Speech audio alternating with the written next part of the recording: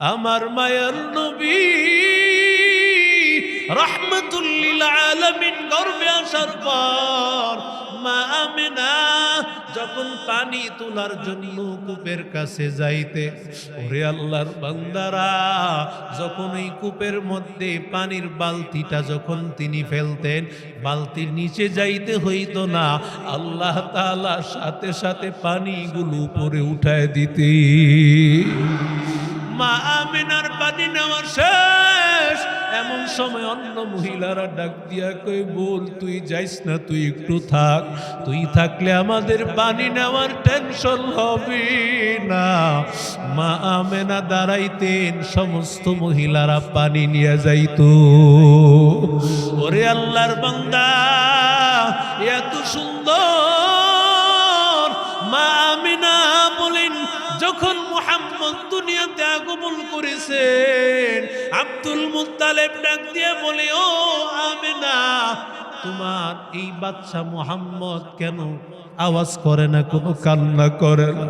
ওরে আল্লাহর বান্দা, মা আমিনা ডাক দিয়া বলেন, ও বাবা, কিভাবে সে আওয়াজ করবে? আমি নিজেও তো তার আওয়াজ শুনি নাই, শুধুমাত্র তার জবানে এই দুনিয়াতে আগমন করার পর আমি আমিনা শুনেছি তার জবানে জিকিরের আওয়াজ।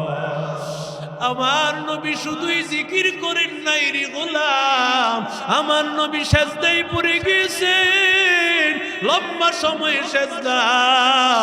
রাহমাতুল লিল আলামিন ছোট বাচ্চা জন্মের পরে সেজদা করেছেন, মাথা উঠাইয়া আল্লাহর নবী হাতটা ইশারা করেছেন, ও আল্লাহর বান্দা, বলেন তো দুনিয়ার কারো জন্য কি সম্ভব এটা?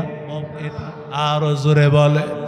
ওরে আল্লাহর বান্দা, মা আমিনা বলেন, আমি নবীকে কুলে নিলাম, কুলে নেওয়ার পর আমি যখন ঘরের মধ্যে গেছি, ঘরের মধ্যে যাওয়ার পর আমার গোটা ঘরটা আলোকিত হয়ে গেছে।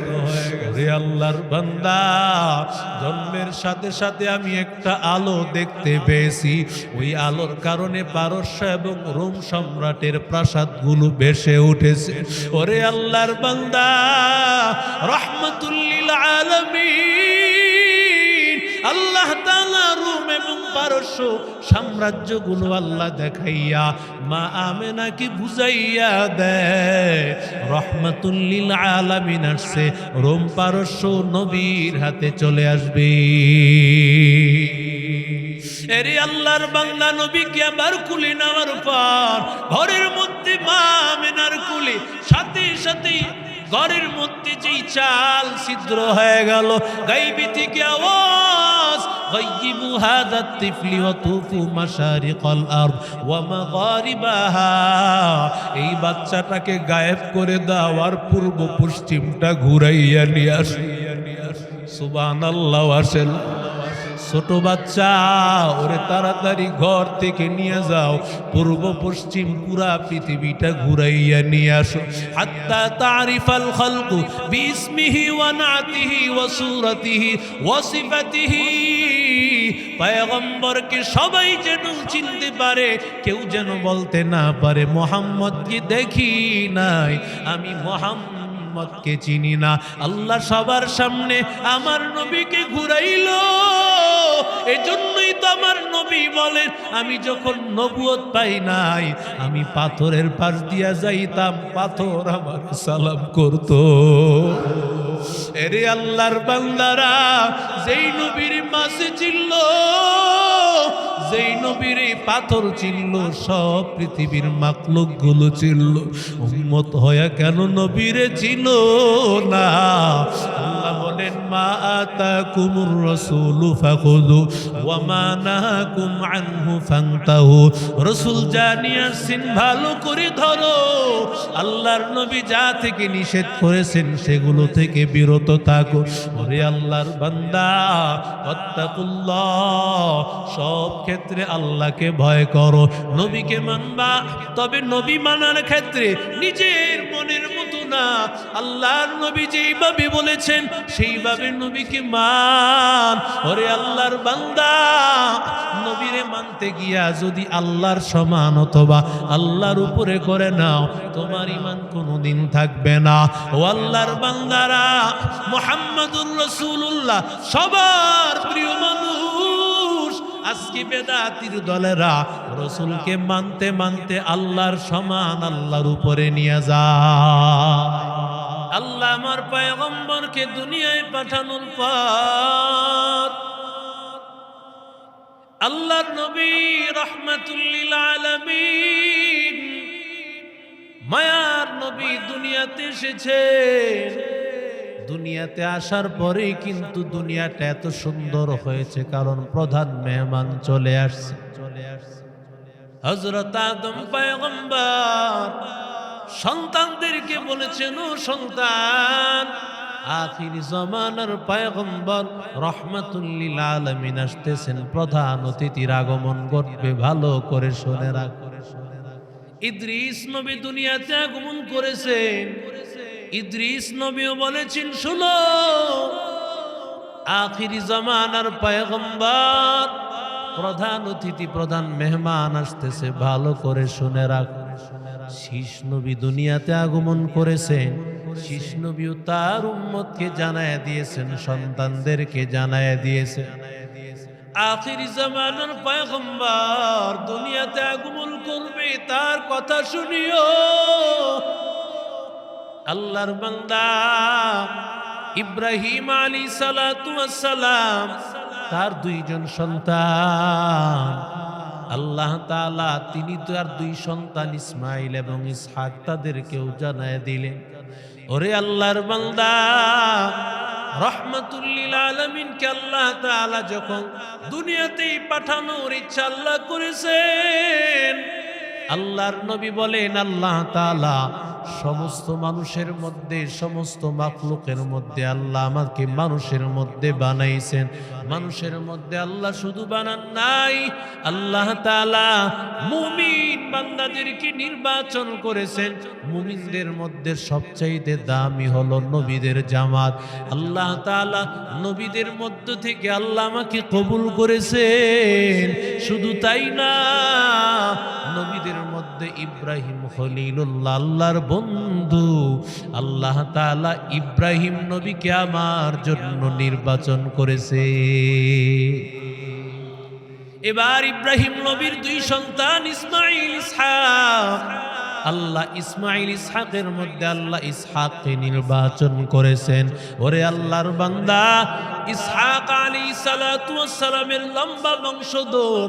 ওরে আল্লাহর বান্দা, সেখান থেকে বনু কেনানাকে আল্লাহ নির্বাচন করেছেন, সেখান থেকে বনু হাশেম, সেখান থেকে বনু আব্দে মানাব, সেখান থেকে কুরাইশ বংশে আল্লাহ তাআলা আমেনার গর্বে আব্দুল্লাহর ঔরসে আমি পয়গম্বরকে দুনিয়াতে পাঠাইছি। মা আতাকুমুর রাসূলু ফাখুযু ওয়া মা নাহাকুম আনহু ফান্তাহু ওয়াত্তাকুল্লাহ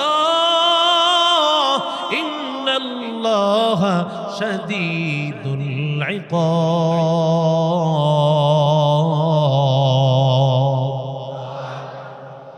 এরে আল্লাহর বান্দা, রাহমাতুল লিল আলামিন দুনিয়াতে আগমন করেছেন। আল্লাহ তাআলা আব্দুল্লাহর ঔরস থেকে মা আমেনার গর্ভে আমার নবীকে আল্লাহ পাঠায় দিল। এরে আল্লাহর বান্দা, আব্দুল্লাহ হলেন আব্দুল মুত্তালিবের 10 সন্তানের একজন সন্তান। আব্দুল্লাহ আব্দুল মুত্তালিবের সন্তান, স্বপ্ন দেখেছেন।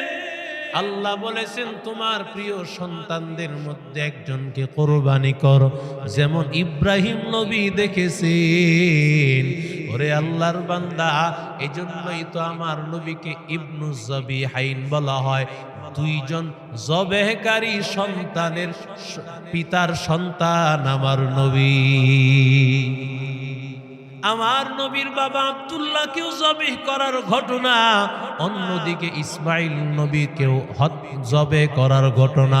এই দুই ঘটনার কারণে আমার পয়গম্বরকে দুইজন জবেহ করা পিতার সন্তান বলা হতো।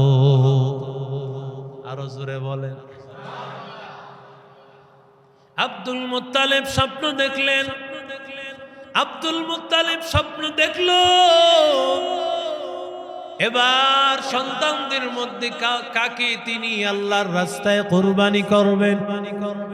লটারি দেওয়া হয়, লটারি দেওয়ার পরে নাম উঠছে আব্দুল্লাহর। আরো জোরে বলেন। অথচ আব্দুল্লাহ এমন সন্তান, যেই সন্তানটা সাধারণ সন্তান ছিল না, কারণ নবীর বাবা তো যেমন তেমন ব্যক্তি হবে না। আব্দুল্লাহর কপালে সব সময় আল্লাহর কুদরতি নূর চমকাইতে থাকতো। তুমি নামাজ পড়বে না, কোরআন তেলাওয়াত করবে না, হালাল অনুযায়ী চলবে না, আল্লাহর জাতের কসম তোমার ঘরে কিন্তু হাফেজ আলেম তৈরি হবে না। কারণ একজন হাফেজের মা বাবা হতে হলে তোমাকে সর্বপ্রথম নামাজি হতে হবে। আরো জোরে বলে। হবে কিভাবে? আশা তো করেন আমি অনেক বড় ভালো সন্তানের মা বাবা হব, কিন্তু ভালো সন্তানের মা বাবা হতে হলে এক নম্বর মা বাবাকে ভালো হতে হবে। ঠিক না বে ঠিক বলে। আব্দুল্লাহ কপালের মধ্যে নূর চমকাইতে থাকতো। ওরে আল্লাহর বান্দা, আল্লাহ তাআলা যার ঔরস থেকে মুহাম্মদ দুনিয়াতে আগমন করবেন, নূরে নবুয়তটা যেন তার কপালে চমকাইতেছিল, নূরে নবুয়তটা তার কপালে চমকাইতেছিল। যখন আল্লাহর বান্দা আব্দুল্লাহর নাম উঠেছে, তার বিপরীতে তিনি 100 উট কোরবানি করেছেন। যেমন ভাবে ইব্রাহিম নবী ইসমাইলের বিপরীতে উট কোরবানি করেছেন, আবারও নাম দিয়েছেন সে তখনও দেখা যায় আব্দুল্লাহর নাম। বিপরীতে আবার 100 উট আল্লাহর রাস্তায় কোরবানি করেছেন, কিন্তু বারবার আব্দুল্লাহর নাম। ওই সময় আব্দুল মুত্তালিব চলে গেলেন একজন তাওরাত এবং ইনজিল 2 কিতাবের আলেম। বলল, ভাই কি করতে পারি? পাদ্রী আমাকে একটা সমাধা দেন। পাদ্রী বলল, এক কাজ করো, এক জায়গায় 10টা উট রাখো, অন্য জায়গায় আব্দুল্লাহকে রাখো। যতক্ষণ না পর্যন্ত এই উটগুলোর নাম না উঠবে, ততক্ষণ পর্যন্ত লটারি দিতে থাকো। লটারির কথা বলছে, এখন 10 উট একদিকে, আব্দুল্লাহ একদিকে, বারবার আব্দুল্লাহর নামই উঠে। আরো জোরে বলেন। যতবার দেয় ততবার আব্দুল্লাহর নাম। পাত্রী বলে, সমস্যা নাই, 10 উট কোরবানি করে দাও, আব্দুল্লাহকে কোরবানি করা লাগবে। আরো জোরে বলেন। আল্লাহ কোরবানি চান না, আল্লাহ দেখতে চান বান্দার দিল। ঠিক কিনা জোরে বলেন। আল্লাহ দিল দেখতে চান।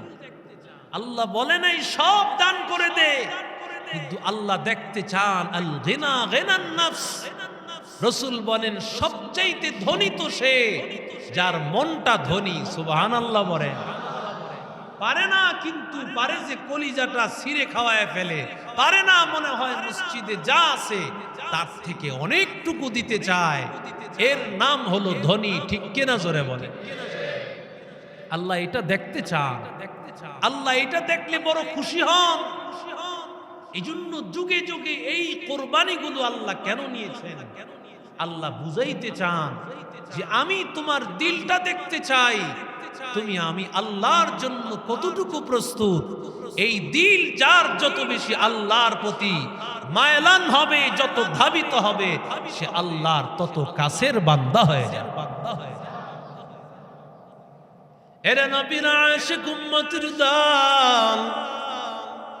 মা আমেনার সাথে বিবাহ হয়ে গেল, আব্দুল্লাহর সাথে বিবাহ হয়ে গেল মা আমেনা। আব্দুল্লাহর এত চেহারা সুন্দর, আর চেহারার মধ্যে নূর চমকাইতেছিল। সবাই তো চায় আব্দুল্লাহকে বিবাহ করতে, এমনিতেই অনেকে আলামত বুঝেছে। অনেক পাদ্রীরা ওই সময় খ্রিস্টানদের অনেক পাদ্রী ছিল, কিতাবের আলেম ছিল।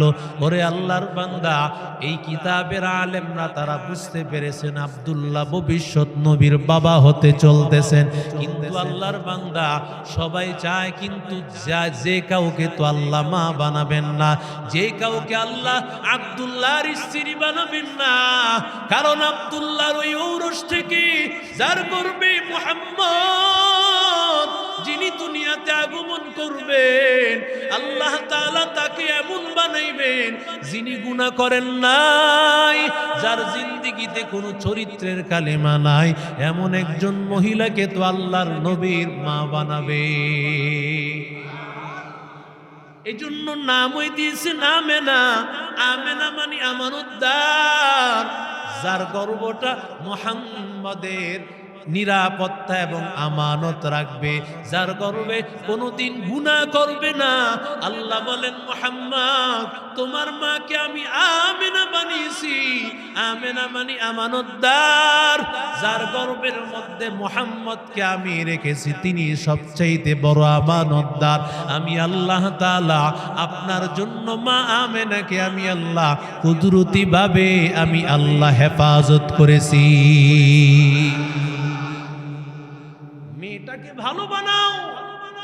আল্লাহ চাহে তো তোমার সেই মেয়ের কাছ থেকে যেই নাতি আসবে, যেই পুতি আসবে, তারা তোমার জন্য হাত তুলবে, দাদার জন্য, নানার জন্য। আল্লাহ তোমার কবরের আযাব মাফ করে দিবেন। কিন্তু আমরা পারি না। আমরা মনে করি সমাজের সাথে একত্রিত হয়ে যেটা সমাজ চায় সেটাই করতে চাই বা করি, অথচ আল্লাহ এবং রসুলের বিধানের ধারে কাছেও আমরা যেতে চাই না। ঠিক কিনা জোরে বলি?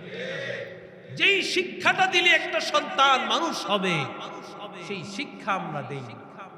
আল্লাহ রসুল সাল্লাল্লাহু আলাইহি সাল্লাম দুনিয়াতে আগমন করবেন মা আমিনার গর্ভে। এরে আল্লাহর বান্দা, রহমাতুল লিল আলামিন 12ই রবিউল আউয়ালে দুনিয়াতে আগমন করেছেন। এটা একটা প্রসিদ্ধ মত, কিন্তু বিশুদ্ধ মত হলো 9 রবিউল আউয়াল। 1 তারিখ, 3 তারিখ, 7 তারিখের কথাও আছে, তবে নির্ভরযোগ্য নয়। নির্ভরযোগ্য হলো 9 রবিউল আউয়াল, তবে প্রসিদ্ধ কথা 12ই রবিউল আউয়াল। কত? এই রসুলের জন্মদিবস, এই জন্মদিবসের ইতিহাস অনেক আগ থেকে। 7 থেকে 8টা জন্মদিবস পালন করা হতো। হযরত আলী, হযরত হাসান, হুসাইন সহ এইভাবে অনেকগুলো জন্মদিবস পালন করা হতো। বিশেষ করে এই যে আমাদের রসুলকে কেন্দ্র করে যেই জন্মদিবস পালন করা হয়, এটা তো আস্তে আস্তে এমন অবস্থা হয়েছে যে গত কয়েক বছর আগে কেক কেটে হ্যাপি বার্থডে মোহাম্মদ সাল্লাল্লাহু আলাইহি সাল্লাম বলে জন্মদিবস পালন করা হয়েছে। নাউজুবিল্লাহ, আরো আস্তে কর। আমরা কোথায় গিয়েছি? আমরা কোথায় গিয়েছি? আমাদের ঈমান, আমল, আখলাক কোথায় গেছে? আল্লাহর রসুলের কোন সাহাবী জন্মদিবস পালন করেছেন? জোরে বলেন। রসুলের পরে তাবিঈন যারা আছেন, ইমাম আবু হানিফা সহ, এরা কেউ পালন করেন নাই। তাবিঈন পালন করেন নাই। এই 3টা যুগ হলো উম্মতের জন্য আদর্শ।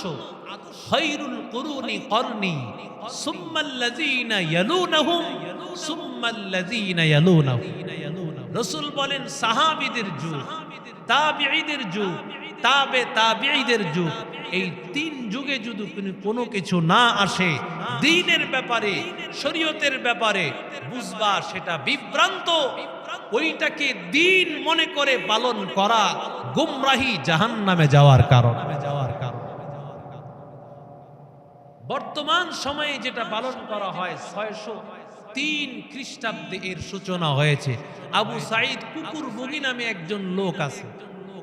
এই লোক এই রসুলের জন্ম দিবস 12ই রবিউল আউয়াল, এই দিবস যখন আসতো, এর আগে রবিউল আউয়াল মাস শুরু হওয়ার সাথে সাথে বিশাল বড় একটা মিনারার মতো বানাইতো, প্রায় 30 তলা বিশিষ্ট। 30 তলা বিশিষ্ট একটি মিনার বানাইতো। সেখানে খাবারের আয়োজন করা হতো 10,000 প্লেট, 30,000 প্লেট সেখানে ব্যবস্থা করা হতো এবং 10,000 মুরগি ভুনা করা হতো। কয় হাজার? এবং 5,000 খাসির মাথা ভুনা করে এই আয়োজন করা হতো 12ই রবিউল আউয়াল উপলক্ষে। সবাই একসাথে হয়ে খানা দানা খাবে এবং সেখানে তারা নাচ গান করত। আবু সাঈদ কুকুরবুগি সে আইসা ওই যে মিনারার মধ্যে গম্বুজের মধ্যে সে বসতো আর সে দেখতো কার নাচটা বেশি সুন্দর, তাকে সে পুরস্কৃত করত। আরো জোরে বলেন। এই যে 12ই রবিউল আউয়ালে রসুলের জন্ম দিবসকে কেন্দ্র করে ঢোল তবলা বাজাইতো। 300 খ্রিস্টাব্দে এটা ছিল, কিন্তু তখন আর ঢোল তবলা ছিল না। কিন্তু যখন 603 খ্রিস্টাব্দে আইসা আবু সাঈদ কুকুরবুগি এটা যখন সে নতুন ভাবে উদ্ভাবন করেছে, তার সময় থেকে নিয়ে একেবারে ঢোল তবলা নাচ গান সব কিছু হতে শুরু করেছে। বর্তমানে বুঝি ঢাকা, পুরান ঢাকায় আর নারায়ণগঞ্জ শহরে বুঝি নাই। আরো জোরে বলেন।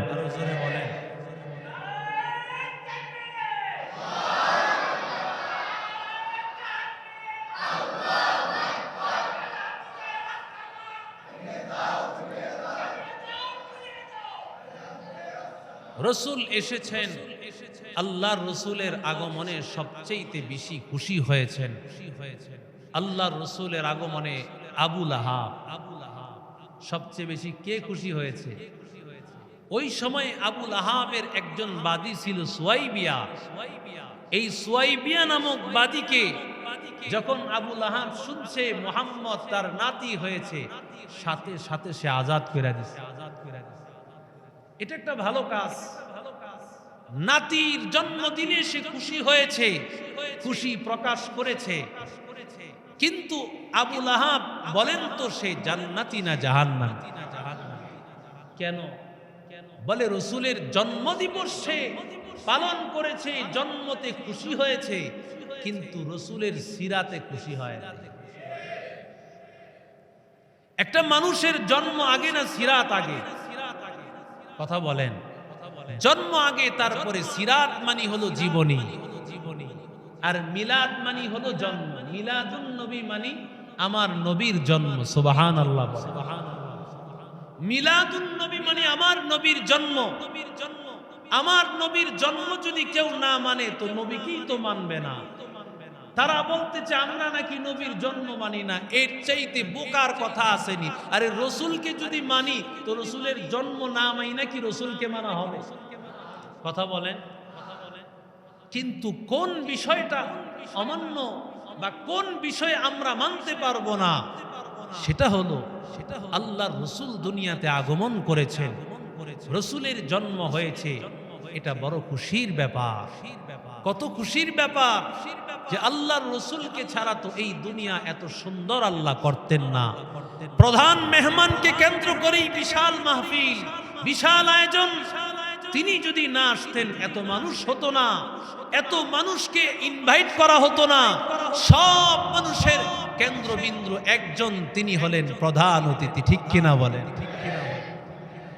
আমার নবী এসেছেন পরে, তবে রসুলের নাম ঘোষণা হয়েছে সবার আগে। আল্লাহর রসুল আসবেন।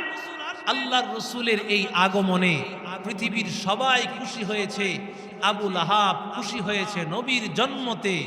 জন্ম দিবস পালন করলে যদি জান্নাতি হতো, সবার আগে আবু লাহাব জান্নাতি হতো। জন্ম দিবসে খুশি হয়েছে আবু তালেব, রসুলের জন্মতে খুশি হয়েছে, এত আনন্দিত হয়েছে। বলেন তো আবু তালেব জান্নাতি না জাহান্নামী? কেন জাহান্নামী? কারণ আবু তালেব রসুলের জন্ম মেনেছে ঠিক, কিন্তু আল্লাহর রসুলের সিরাতকে সে মানতে পারে। রসুলের এই যে বিশেষ করে 23 বছরের জিন্দেগি মক্কা এবং মদিনার এই জীবনকে যারা নিজের জীবনে বাস্তবায়ন ঘটাতে না পারবে, রসুলের এই জন্ম দুনিয়ার মানুষের জন্য পালন করার কোনো সুযোগ নাই। ঠিক কিনা বলে? পালন করবেন তো সেইভাবে যেইভাবে আল্লাহর রসুল করেছেন, সেইভাবে করলেই না পালন হবে। ঠিক কিনা বলে? যদি রসুলের জন্মে যা হয়েছে আমার জন্মে তা না হয়, তাহলে রসুলের জন্ম কি পালন করা হবে? কথা বলেন, কথা বলেন। এরে আল্লাহর বান্দা, ও আল্লাহর গোলাম, রহমাতুল লিল আলামিনের মা আমেনা, মা আমেনা আল্লাহর পয়গম্বরের মা,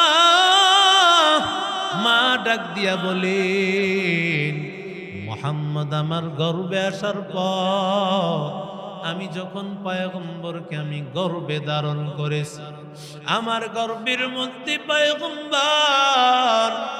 পয়গম্বরকে মুহাম্মদকে গর্ভে ধারণ করার পরে একজন মার যেই পরিমাণ কষ্ট হয়, আল্লাহর কসম কোনদিন একটু সামান্য পরিমাণেও ব্যথা অনুভব হয় না।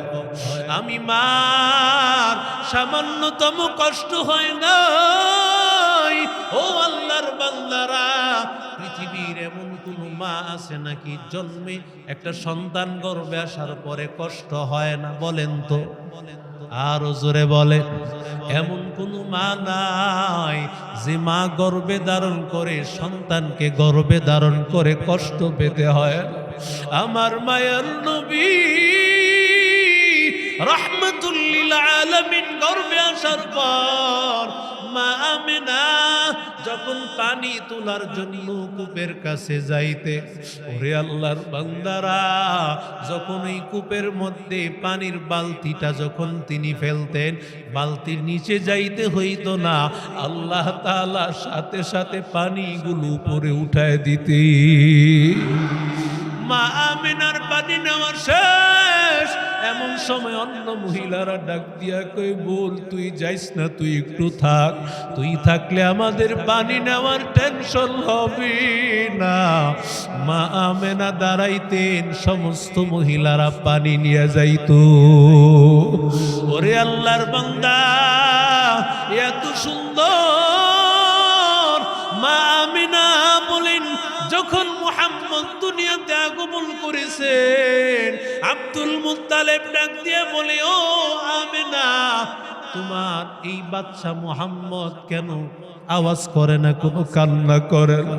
ওরে আল্লাহর বান্দা, মা আমেনা ডাক দিয়া বলেন, ও বাবা, কিভাবে সে আওয়াজ করবে? আমি নিজেও তো তার আওয়াজ শুনি নাই, শুধুমাত্র তার জবানে এই দুনিয়াতে আগমন করার পর আমি আমেনা শুনেছি তার জবানে জিকিরের আওয়াজ। আমার নবী শুধুই জিকির করেন নাই রে গোলাম, আমার নবী সেজদায় পড়ে গেছেন, লম্বা সময় সেজদা। রাহমাতুল লিল আলামিন ছোট বাচ্চা জন্মের পরে সেজদা করেছেন মাথা উঠাইয়া, আল্লাহর নবী হাতটা ইশারা করেছেন, ও আল্লাহর বান্দা, বলেন তো দুনিয়ার কারো জন্য কি সম্ভব এটা? আরো জোরে বলে। ওরে আল্লাহর বান্দা, মা আমেনা বলেন, আমি নবীকে কুলে নিলাম, কুলে নেওয়ার পর আমি যখন ঘরের মধ্যে গেছি, ঘরের মধ্যে যাওয়ার পর আমার গোটা ঘরটা আলোকিত হয়ে গেছে। ওরে আল্লাহর বান্দা, জন্মের সাথে সাথে আমি একটা আলো দেখতে পেয়েছি, ওই আলোর কারণে পারস্য এবং রোম সম্রাটের প্রাসাদগুলো ভেসে উঠেছে। ওরে আল্লাহর বান্দা, রাহমাতুল লিল আলামিন আল্লাহ তাআলা রোম এবং পারস্য সাম্রাজ্যগুলো আল্লাহ দেখাইয়া মা আমেনাকে বুঝাইয়া দেয় রহমাতুল লিল আলামিন আসছে, রোম পারস্য নবীর হাতে চলে আসবে। এরে আল্লাহর বান্দা, নবীকে আবার কুলে নেওয়ার পর ঘরের মধ্যে মা আমেনার কুলে সাথে সাথে ঘরের মধ্যে যেই চাল ছিদ্র হয়ে গেল, গাইবি থেকে আওয়াজ, গাইবু হাদা তিফলি ওয়া তুফু মাশারিকাল আরদ ওয়া মাগারিবাহা, এই বাচ্চাটাকে গায়েব করে দাও আর পূর্ব পশ্চিমটা ঘুরাইয়া নিয়ে আসো। সুবহানাল্লাহ। আসেন ছোট বাচ্চা, ওরে তাড়াতাড়ি ঘর থেকে নিয়ে যাও, পূর্ব পশ্চিম পুরা পৃথিবীটা ঘুরাইয়া নিয়ে আসো। হাত্তা তারিফাল খালকু বিইসমিহি ওয়া নাতিহি ওয়া সূরাতিহি ওয়া সিফাতিহি, পয়গম্বরকে সবাই যেন চিনতে পারে, কেউ যেন বলতে না পারে মুহাম্মদকে দেখি নাই, আমি মুহাম্মদকে চিনি না। আল্লাহ সবার সামনে আমার নবীকে ঘুরাইলো। এজন্যই তো আমার নবী বলেন, আমি যখন নবুয়ত পাই নাই, আমি পাথরের পাশ দিয়া যাইতাম, পাথর আমার সালাম করত। এরে আল্লাহর বান্দারা, যেই নবীর মাঝে চিনল, যেই নবীর পাথর চিনল, সব পৃথিবীর মাখলুক গুলো চিনল, উম্মত হয়া কেন নবীরে চিনল না? আল্লাহ বলেন, মা আতাকুমুর রাসূলু ফাখুযু ওয়া মা নাহাকুম আনহু ফান্তাহু, রাসূল যা নিয়ে আসছেন ভালো করে ধরো, আল্লাহর নবী যা থেকে নিষেধ করেছেন সেগুলো থেকে বিরত থাকো। ওরে আল্লাহর বান্দা, ওয়াত্তাকুল্লাহ, সব ক্ষেত্রে আল্লাহকে ভয় করো, নবীকে মানবা, তবে নবী মানার ক্ষেত্রে নিজের মনের মতো না, আল্লাহর নবী যেইভাবে বলেছেন সেইভাবে নবীকে মান। ওরে আল্লাহর বান্দা, নবীরে মানতে গিয়া যদি আল্লাহর সমান অথবা আল্লাহর উপরে করে নাও, তোমার ঈমান কোনোদিন থাকবে না। ও আল্লাহর বান্দারা, মুহাম্মাদুর রাসূলুল্লাহ সবার প্রিয় মানুষ, আজকে বেদাতির দলেরা রাসূলকে মানতে মানতে আল্লাহর সমান আল্লাহর উপরে নিয়ে যায়।